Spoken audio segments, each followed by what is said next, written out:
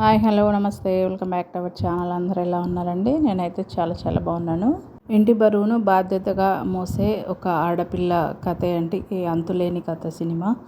ఈ సినిమా కూడా చాలా బాగుంటుంది. ఒక ఆడపిల్ల కథ.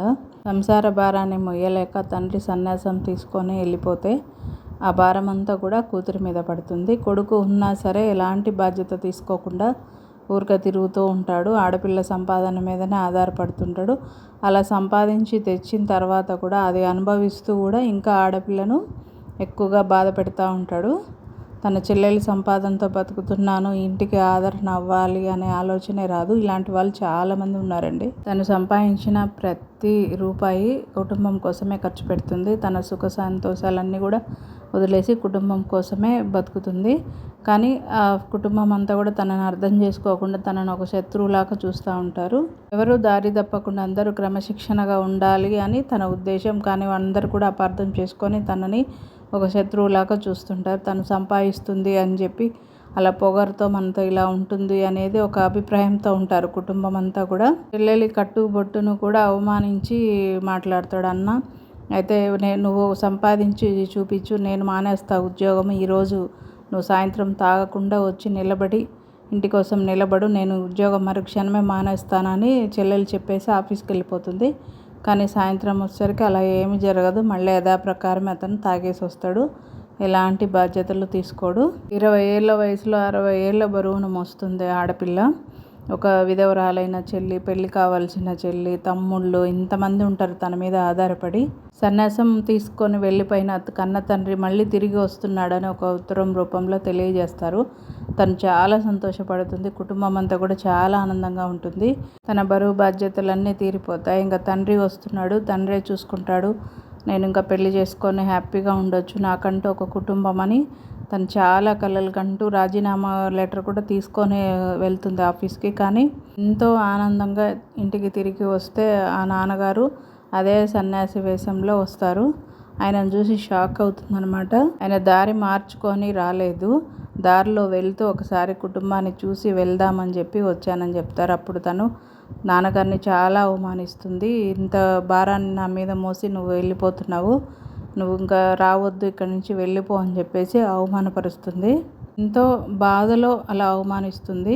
తను ఒక అతన్ని ప్రేమిస్తుంది, అతన్ని పెళ్లి చేసుకోవాలి, ఈ బాధ్యతలన్నీ తొందరగా అయిపించుకోవాలి అనే ఒక ఆశతో ఉంటుంది. ఆశ నిరాశ అవుతూనే వస్తుంది. అవి ఎక్కడ కూడా ఒక అంతులేని విధంగా ఉంటాయి అన్నమాట. బాధ్యతలు పెరుగుతూనే ఉంటాయి తప్ప తరగవు. ఇలాంటి స్టోరీ చాలామంది జీవితంలో జరిగే ఉండొచ్చు. ప్రేమించిన అతను మాత్రం తొందర పెడుతూనే ఉంటాడు. మనం తొందరగా పెళ్లి చేసుకోవాలి, మా అమ్మ తొందరగా పెళ్లి చేసుకోవాలని ఒత్తిడి తెస్తుందని. అంటే తన చుట్టూ చాలా బాధ్యతలు ఉన్నాయని, అవి నీకు తెలియవని, నీకు చెప్పినా అర్థం కావని తను ఎంతో బాధగా చెప్తుంది. అయినా కూడా అర్థం కావు. ఎవరి బాధ వాళ్ళకే అర్థమవుతుంది కదా. బరువు బాధ్యతలు మోసే వాళ్ళకే తెలుస్తుంది అదేంటి అనేది, అందరికీ తెలియదు అది. అప్పుడు అనుకోకుండా ఆ అమ్మాయి వాళ్ళ ఇంటికి ప్రేమించిన అబ్బాయి వెళ్ళాల్సి వస్తుంది. అప్పుడు ఆ టైంలో తను ఉండదు. వాళ్ళ చెల్లెల్ని, వాళ్ళ తమ్ముళ్ళని అందరినీ చూసి ఇదే తన చుట్టూ ఉన్న ప్రపంచము, తనకున్న బాధ్యతలు ఇవే అని చెప్పి అప్పుడు చూసి తెలుసుకుంటాడు. తన విధవరాలైన చెల్లిని చూసి తనకి ఎలాగైనా ఒక జీవితాన్ని ఇవ్వాలి అని చెప్పేసి తనను పెళ్లి చేసుకుంటానని తనకు ప్రేమించిన అమ్మాయికి తెలియకుండానే తన చెల్లెలకి అయితే ఉత్తరం రాస్తాడు. ఆ విషయము సరితకు తెలుస్తుంది. ఇంకా ప్రేమించిన అబ్బాయిని తీసుకొచ్చి తనకిచ్చి పెళ్లి చేస్తుంది. తన చెల్లెలకి ఎంతో వైభవంగా పెళ్లి చేసి శ్రీమంతం చేసి అన్ని బరువు బాధ్యతలన్నీ కూడా తనే మోస్తూ ఉంటుంది. ఒకసారి తను హోటల్కి వెళ్ళినప్పుడు సడన్గా అన్నను వెయిటరు డ్రెస్లో చూసి షాక్ అవుతుంది. అక్కడ అన్న పని చేస్తున్నాడని తెలిసి చాలా సంతోషపడుతుంది. ఇంటికి వచ్చి ఆ విషయాన్ని ఇంట్లో అందరికీ చెప్తుంది. అన్న పని చేస్తున్నాడు, సంపాదిస్తున్నాడు, హోటల్లో పని చేస్తున్నాడు అని చెప్పి. అప్పుడు తను చాలా హ్యాపీగా ఫీల్ అయిపోయి ఇంకా ఆఫీస్కి వెళ్ళి చెప్తుందనమాట, మా అన్న బాధ్యతలు తీసుకున్నాడు, ఇంకా నేను ఉద్యోగం అయితే మానేస్తున్నాను అని తన బాస్కి అయితే చెప్తుంది. అయితే ఆ బాస్ వచ్చేసి సరితను పెళ్లి చేసుకోవాలని అనుకుంటారు. తను మంచితనం, తన నడవడిక తనకి చాలా నచ్చుతుంది.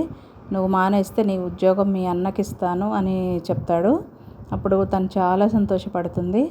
అయితే నేను నీకు ఒక విషయం చెప్పాలి, ఇది ఇలా కాదు, నేను ఇంటికి వచ్చి మాట్లాడతాను అని చెప్పి ఇంటికి వచ్చి పెద్దవాళ్ళతో మాట్లాడతాడు. పెళ్లి విషయం, నేను సరితను పెళ్లి చేసుకోవాలనుకుంటున్నాను అనే విషయం చెప్తాడు. అప్పుడైతే తను నేను ఆలోచించుకొని చెప్తాను, నేను ఇప్పుడే చెప్పను అని చెప్తుంది. అయితే అందరూ కలిసి ఒప్పిస్తారు తనని. అన్న, అమ్మ అందరూ కలిసి ఒప్పిస్తారు. సరే అని ఒప్పుకుంటుంది. ఇందులో సరిత ఫ్రెండ్గా ఫటాఫట్ జయలక్ష్మి యాక్ట్ చేశారండి, జయప్రద గారి ఫ్రెండ్గా. వీళ్ళకి ఇద్దరికి ఒకటేసారి అయితే పెళ్లి జరుగుతూ ఉంటుంది. అప్పుడు వీళ్ళు దీపపు కుందులేవో మర్చిపోయామని చెప్పి మళ్ళీ అన్నను పంపిస్తుంది అనమాట, వదిన పంపిస్తుంది షాప్కి వెళ్ళి తీసుకురమ్మని. ఆయన తీసుకురావడానికని బయటికి వెళ్తాడు. ఒక అతను సరిత మీద, సరిత ఫ్రెండ్ మీద ఒక అతను కక్ష కట్టి ఉంటాడు. వీళ్ళ పెళ్ళి జరుగుతుందని తెలుసుకొని ఆ అన్న కూడా చెప్తాడనమాట, పలానా చోట పెళ్ళి జరుగుతుంది, నేను అర్జెంటుగా వెళ్ళాలి, నన్ను తీసుకెళ్ళండి అని చెప్తే, అప్పుడు ఎక్కడ పెళ్ళి జరుగుతుంది ఏందని తెలుసుకొని నేను ఆ పెళ్ళి ఆపడానికే వెళ్తున్నానని చెప్పడంతో ఆ అన్న అడ్డుకుంటాడనమాట. మా కుటుంబంలో ఒక సంతోషం జరగబోతుంది, దాన్ని మీరు ఆపొద్దు అని చెప్పి చాలా అడ్డుకుంటాడు. ఆ క్రమంలోనే సరిత అన్న తీవ్రంగా గాయపడి చనిపోతారు. ఆ విషయం పోలీసు వాళ్ళ ద్వారా కళ్యాణ మండపంలో తెలుస్తుంది. సరితకు చెప్తారు, ఇట్లా మీ అన్న చనిపోయారని.